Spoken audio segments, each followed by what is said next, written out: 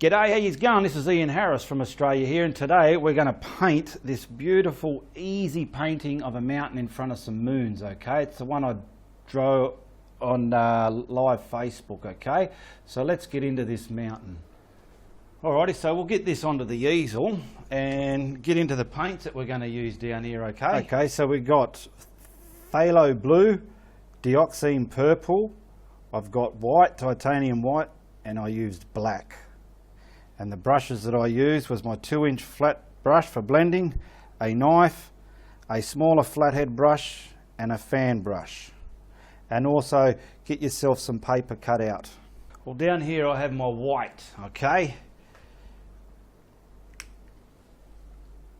Squirt some retarder on there. Get that onto the brush like so. Come to the board here. And we'll prime this board up in liquid white.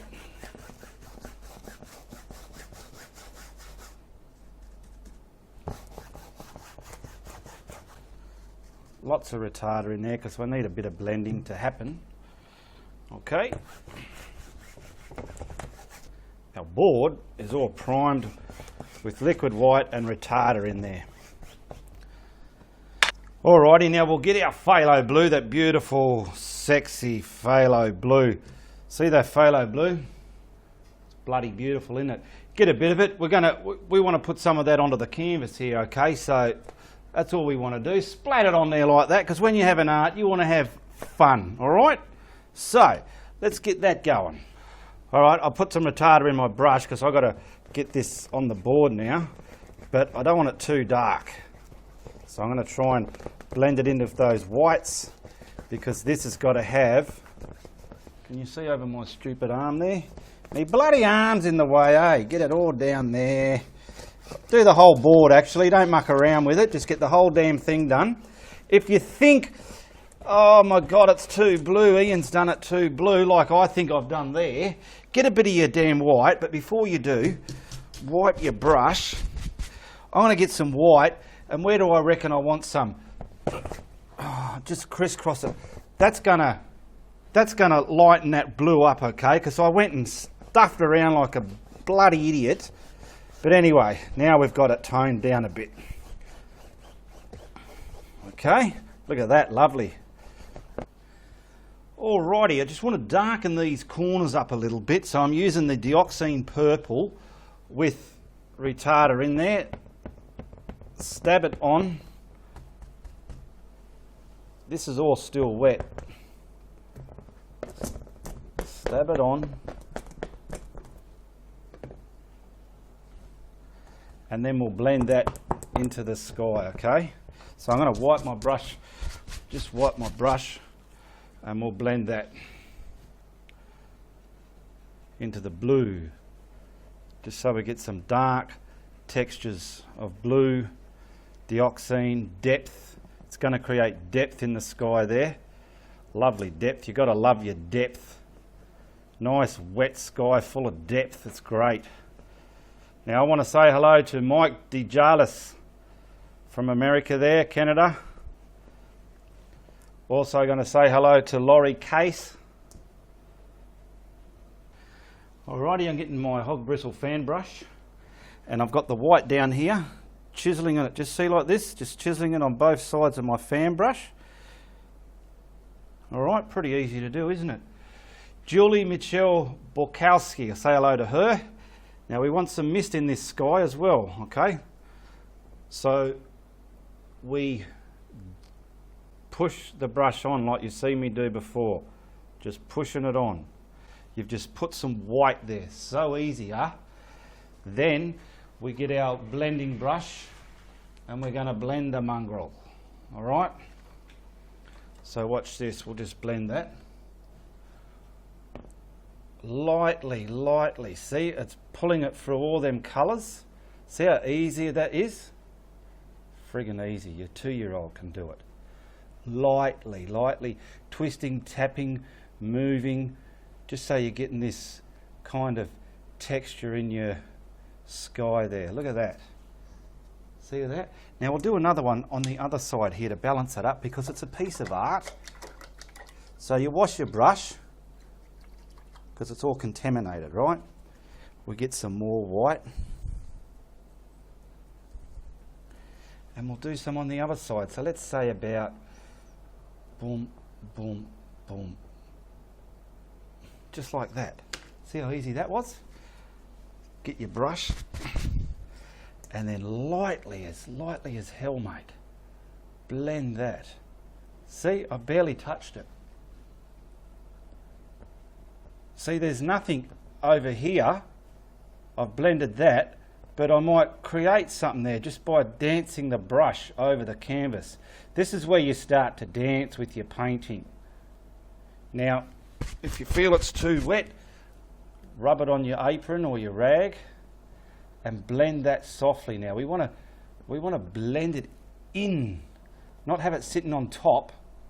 Blend it in. All these little details make a big difference to your paintings.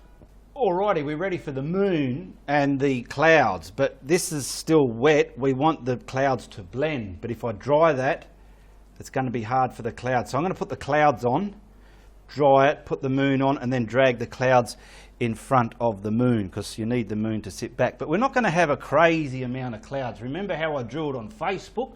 You remember that, eh? Okay, so I want to roughly, I'm just going to do it the easy way, just like this. That's me cloud. Come over here and have a damn good look. Now I'll blend that down, something to come in front of our moon. Nice and easy.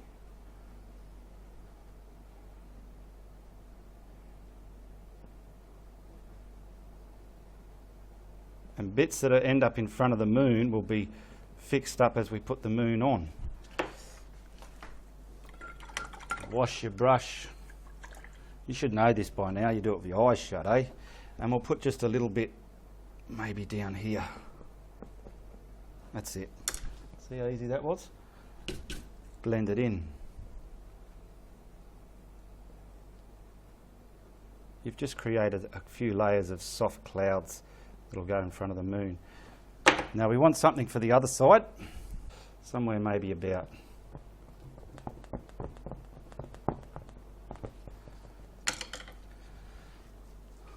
I always like to bring mine pointed in the middle. Every time you do something, you have your own little pet habits, and that's what creates your signature painting. People create a style, and that's how your style is created, by little habits that you do. And when you become dead and famous, people will really know, oh, that's a such and such painting. Righto. That's reasonable. That's what we're looking for, okay? Okay, we're ready to put the moon on. So I want the moon in the centre, but probably up a little bit, okay? So I put masking tape onto my moon cutout. That's the size I want. And I'll find the middle and come up just a bit, which is about there, said the bear. And then we've got a template ready to sponge on for our moon, and it's going to be great. Also I want to say hello, if I didn't say it, to Tracy Bassett, Karen Thomas, Jerry Guy, Mary Bellering. How yous all going out there? Good, I hope. Cindy Chambers, g'day Cindy. Alrighty, get your sponge, whatever you're going to use to push your paint onto the moon. I'm going to start with white on this one. And now the moon, we're going to have the mountain here, don't forget, so we need to get at least enough of the moon on there. Can you see that? My arm's not in the way. It's pretty hard with my arms. They're so big and chiselled and muscly, and they must get in the way of a lot of my work, but I try my best not to let that happen. They are quite huge. So we're going to get this pretty much I'm trying to feel how I want this moon to be. It's going to be more bright than anything because it's night time. Now I'm getting a little bit of black on the other side of the sponge. Not too much black. And I want to try and smear some tones into this moon. See, so it's not looking black, it's looking sort of greyish. Work it out, your moon. Just work the damn thing out yourself. Now I'm going to go back to the white on the other side and mainly get the edge whitened up again. There's our moon. Okay. Okay, now see, we've got the moon on. I've dried the moon. Now see the clouds, how they're behind the moon? That's not how it is in real life. So we've got to bring those clouds in front of the moon. So where we were, just sort of go again in front. Quickly grab your blending brush and blend that in front of the moon. Okay, bit more white. Quickly blend it. And maybe something at the top here.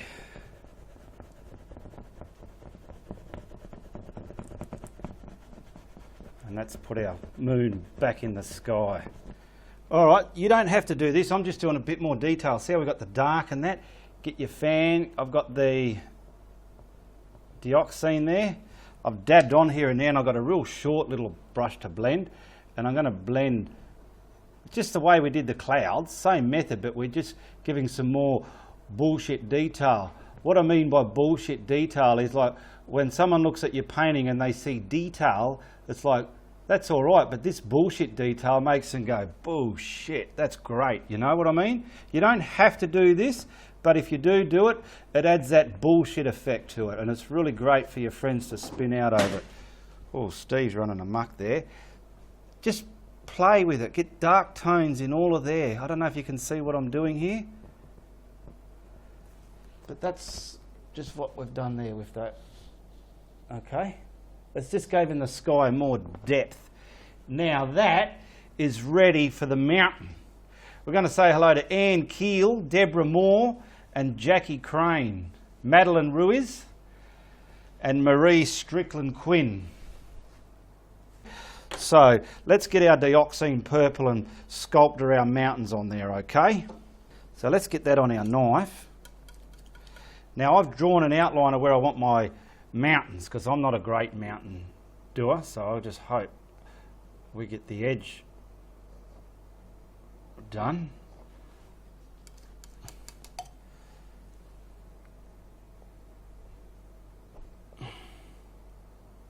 So now, how else would you go about it?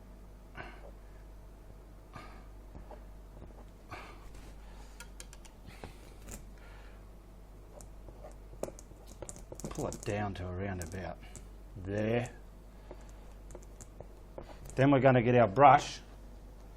Come in and have a better look.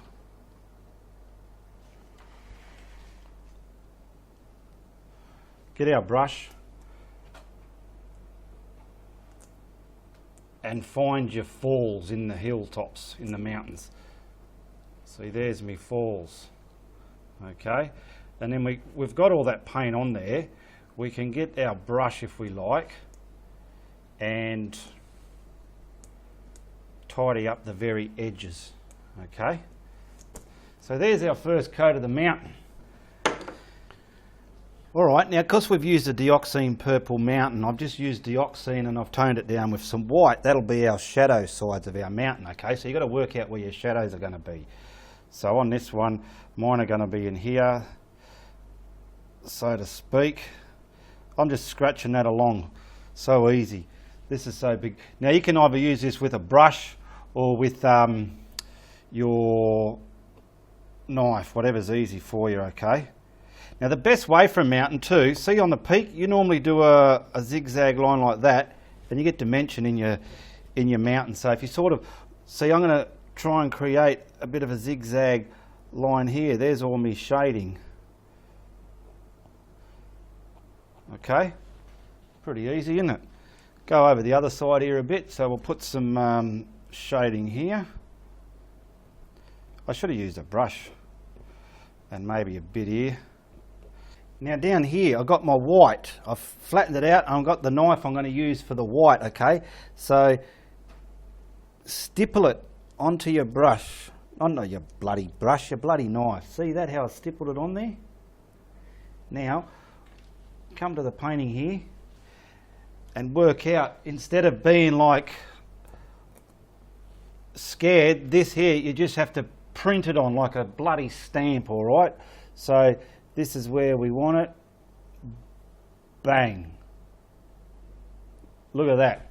I just stamped that on. I'll come over the other side. You can dry this first so you don't contaminate it too much. See there? Stamp it on. It just saves you pulling the knife down. This is for beginners. Look at that. That was damn easy, wasn't it, eh?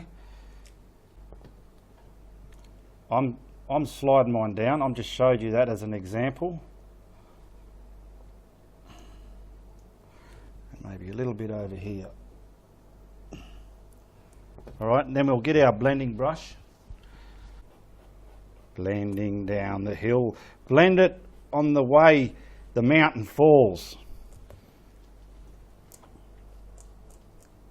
Okay. Alrighty, we're pretty much ready for the foreground now. So you can see we've got a simple mountain in front of our moon and the sky, and also we can put some misty clouds over the top of that mountain just to bring the sky settling, because it's such a high object, a mountain, eh? They're bloody right up there. They get right up there, those mountains do. But that was a simple mountain. That's the first mountain I've ever done. I don't really crack a fat over a mountain, but I'm happy with that. I'd rather do lots of different other little things. So now we're going to get our fan brush and do different tones of foreground Everglade trees just coming at you like that. They'll come at you and you can sign the thing and it'll be all finished at the end, okay? So let's get on to these foreground trees. I've got me coffee here too. Did I say hello to you, Sally Wilson? G'day, Sally Wilson. Connie Culp. Hello, Connie Culp. Oh, bloody love me coffee, eh? Anyway, I want to use a fan brush for me Everglade mountains. What do you Americans call them? We call them goddamn Everglades there, Ian. The purple we used, with toned down dioxane we'll use that for the different tones of our Everglade trees, okay? So we'll come up with some here. You might not see these yet, but the impression of them will be there. Get these up where we want them. It's going to create those background Everglade trees. This paint that I'm using here, you want it sort of shimmied down with a bit of water. That way it'll come off your brush and onto your canvas better. If it's too thick, you have that transfer problem. So let's get a group of trees here. There we go. And then we'll bring up some darker ones in front of this. But this is the real simple, basic painting for everybody to have fun with. Whether you're at home, in hospital, you're at work, in the office, hiding from your wife or your husband and you want something different to do. It allows for all of that. Okay, now we've done that. That was bloody easy, wasn't it, right? I'm telling you right now. That same paint, get a bit of dioxane purple. Can you see down here? A bit of dioxane purple into it, and you're bringing that colour forward, okay? I've got more over there. So we're going to slowly bring those trees forward on there, okay? Now I hope I wasn't in the way when I was doing all them. Now let's see, let's get them forward a bit more. Yeah, there we go, look at that. Little easy American trees. Where you from, boy? I'm from America. I'm not from America, but these trees are from America. Now we're bringing them crisscross in front of them here and there, so you got the the lighter ones there. It's all happening, very easy to do. Leaving some of the light ones. Don't go right over the light ones. Have the light ones there and the dark one in. See, like here, can you see there? There's a light one, so I'll put a dark one there. Dark one there. Yeah. See, that was too easy, wasn't it? This one here, you don't have to have so high, I would say. Sometimes you've got to change a picture for the sake of it being art. People might say, but it's not like that in real life. So what? This is not a real photo, it's art. So you can get away with it. Sometimes you've got to change the shadow on something just to give it that aspect to make the art look great. But this is pretty easy as well, okay? See how easy all that was? I'll quickly get this in front of all there. Alrighty, now all we're going to do to finish it off is get a bit of paint on a little brush. I'm using my little flathead brush. Bang it, wipe it, and then bang it. You want it dry, chalky, because we're going to like put this top behind the cloud there. See? You've sunken it behind the misty clouds, because these clouds are bloody high, I'm telling you. Let's put this one in front of the moon, in front of the cloud, the mountain there. And maybe this one, bring some mist in front of that. You've just sort of sat it down into the sky because there's a lot of mist above there.